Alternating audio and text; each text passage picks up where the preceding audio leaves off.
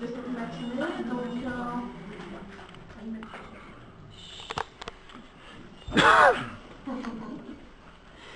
je vais laisser la parole à M. Martin Cadet, donc, qui, comme je le présentais, est gynécologue et donc spécialisé dans l'accompagnement de femmes victimes de mutilation génitale. Je vous laisse la parole. Vous m'entendez quand je parle de ça? Ça fait mon bruit? Alors, vous avez essayé qui est rapidement développé la qualité de son exposé, super intéressant, cette approche sociologique qui est parfois un peu loin de la médecine, donc je vais vraiment appris plein de choses, encore des choses supplémentaires. Et en plus, ça évitera de vous montrer toutes mes diapositives, pour aussi rattraper votre. Donc voilà, on va essayer d'aborder ensemble la problématique des conséquences sur la santé et la prise en charge de l'approche. C'est mieux comme ça, enfin, et voilà, donc la prise en charge, donc la tentative de prise en charge médicale des victimes de mutilation génitale féminine.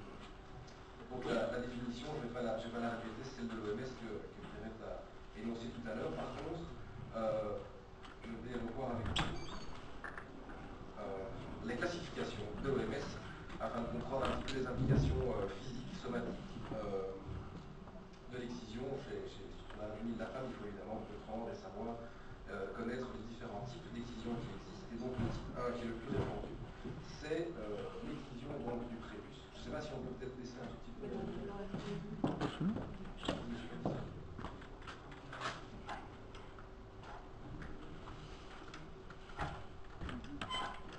Donc vous voyez ici, ça consiste en l'excision du prépuce avec ou sans l'excision d'une partie de la totalité du clitoris. Et donc sur l'image de droite, on a l'image post-cicatrisation. Le type 2, c'est l'excision du clitoris avec une excision partielle ou totale de péculaire. Dès que la lumière sera un petit peu rétablie, je vous montrerai ces types. Le type 3, c'est donc l'excision partielle ou totale des organes génitaux externes avec cette volonté de suture, de rapprochement des grandes lèvres, de fermer la toile pulvaire en laissant un tout petit pertuis inférieur qui est le seul orifice qui permet l'écoulement des fluides corporels sont les urines et les règles. Donc voilà. Type 1, prépuce ou une partie du clitoris. Type 2, les petites lèvres en plus. Type 3, tout est fermé. Type 4, il s'agit en réalité de toute, c'est la catégorie fourre-tout dans laquelle on retrouve toutes les autres mutilations de type brûlure par le feu, brûlure par acide, étirement, percement, etc., etc. Donc, l'épidémiologie, c'est fait. Mais donc, effectivement, insister sur ce point fondamental que l'excision est pratiquée sans aucune distinction de religion. Toutes les religions monopolisent la pratique, quelle qu'elle soit, pas dans la même proportion, bien sûr, mais donc, ce n'est pas une problématique qui concerne simplement la religion musulmane, donc ça, c'est très important d'insister là-dessus. Parce que souvent, les amalgames sont des amalgames erronés sont faits. La même carte que tout à l'heure, avec par contre quelques chiffres pour ceux qui sont moins coutumiers de la problématique. Donc, pour vous donner une petite idée, en Égypte, ça concerne 91% des femmes, ce qui est parfois un peu surprenant pour les gens qui reviennent d'un voyage au pied des pyramides, sans doute pas forcément. Djibouti, Soudan, toujours au-dessus de 90%. Guinée, 95%, mais aussi énormément de pays entre les deux. C'est des proportions, quasi la totalité de la population de ces pays-là sont concernés. Ça vous est exposé avec brio juste avant, donc je peux passer outre. Ça, effectivement, Pierre en a beaucoup parlé, mais donc vous aviez tous compris, et moi j'insiste beaucoup sur cette notion. Vous avez tous compris que pour finir toutes ces justifications, qu'elles soient religieuses, qu'elles soient sociales, qu'elles soient liées à des coutumes animistes ou autres, le but final, pour finir, est toujours la volonté de contrôler socialement et politiquement la femme. Et donc, même si les hommes n'ont pas une partie prenante active dans la problématique, on se doute bien que c'est en grande partie dans leur intérêt que tout ça est prévu. passons un petit peu plus à l'aspect médical maintenant, les conséquences somatiques, donc autres que psychologiques, de l'utilisation génitale féminine sont avant tout évidemment une douleur insupportable qui aura des conséquences immédiates bien sûr, mais des conséquences aussi dans la durée. Donc c'est une conséquence précoce qui peut être qui est aussi dans les conséquences tardives, puisque cette douleur reste un traumatisme la vie durant et qui aura des conséquences dramatiques aussi sur le psychisme de la victime. Les hémorragies ont été évoquées, elles peuvent être mortelles, bien entendu.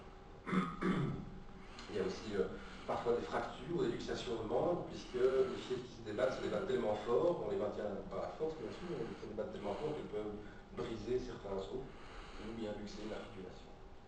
Il peut y avoir des rétentions urinaires, donc les urines ne peuvent plus sortir de la vessie à cause de la douleur tellement intense qu'il n'y a plus moyen de la laisser se vidanger. Il peut y avoir une transmission de germes pathogènes, bien entendu, y compris le VIH. Et quand c'est réalisé de manière un peu trop enthousiaste, il peut y avoir des lésions des organes à proximité du clitoris, que sont par exemple l'urètre, qui est le petit tuyau par lequel les urines quittent le corps, la vessie évidemment, le périnée, l'anus, etc.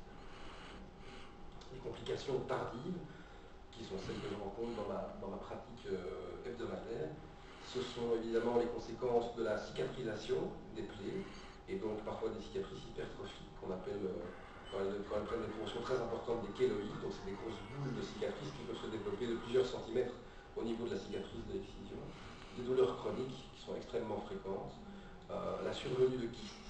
Les kystes, quand la plaie cicatrise, s'il y a de la peau qui est enfermée dans la cicatrice, ben cette peau va continuer à sécréter du sébum, les petites cellules de la peau vont continuer à se décoller comme partout sur notre corps, je dirais, sauf que là, il n'y a plus moyen de s'échapper, et donc ces substances vont s'accumuler, ça peut créer des kystes qui peuvent mesurer jusqu'à une dizaine de centimètres. Donc je vous laisse imaginer ce que ça peut donner à ce niveau-là, comme inconfort et comme douleur.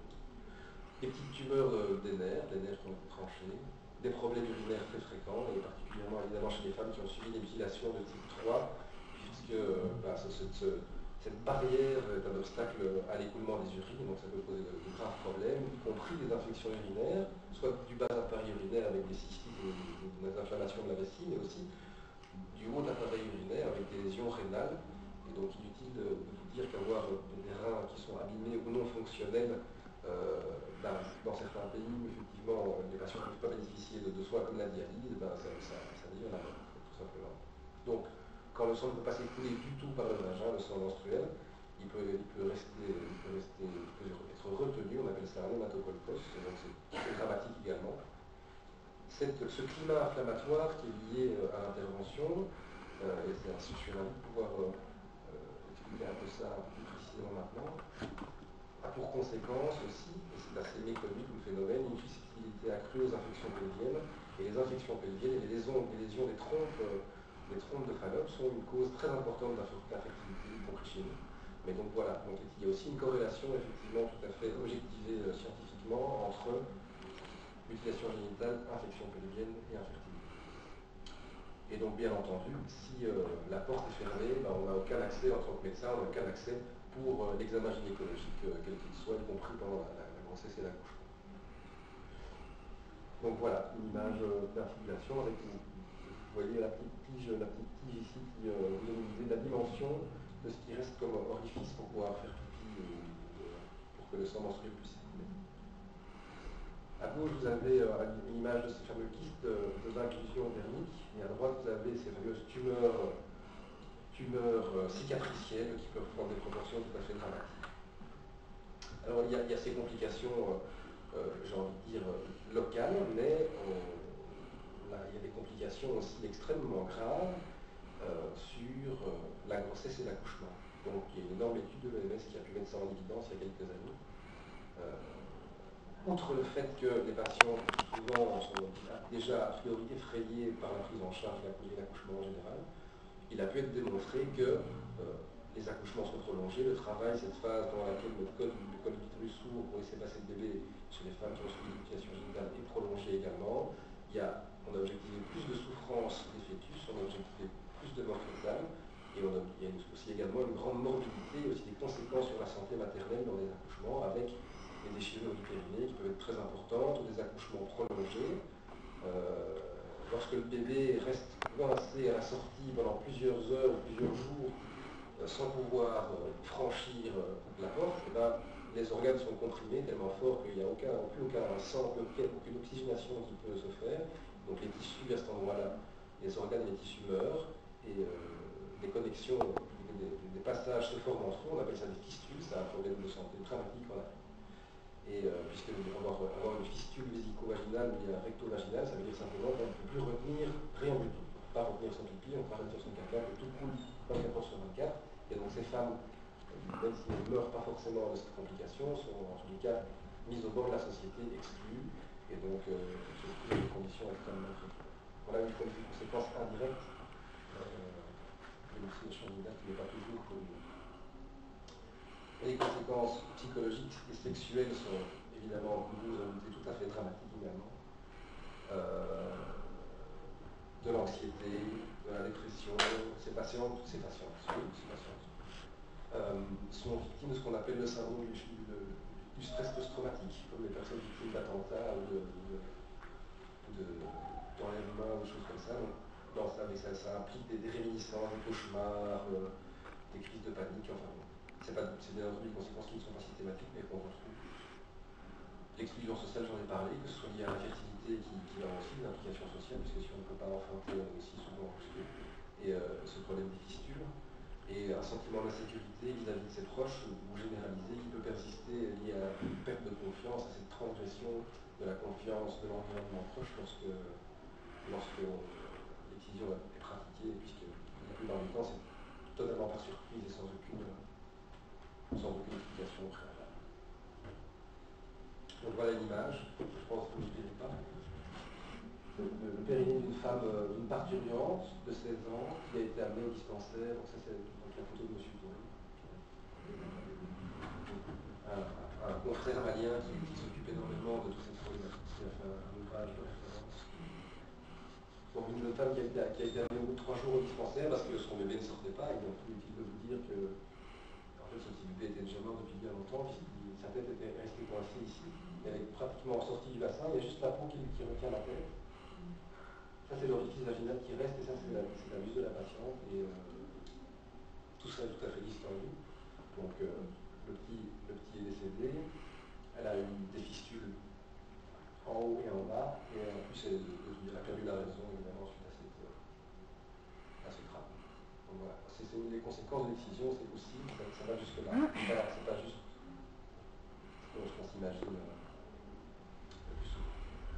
Alors, comment ça se passe pour la prise en charge de ces femmes? Dans le cadre des bonnes nouvelles, vous avez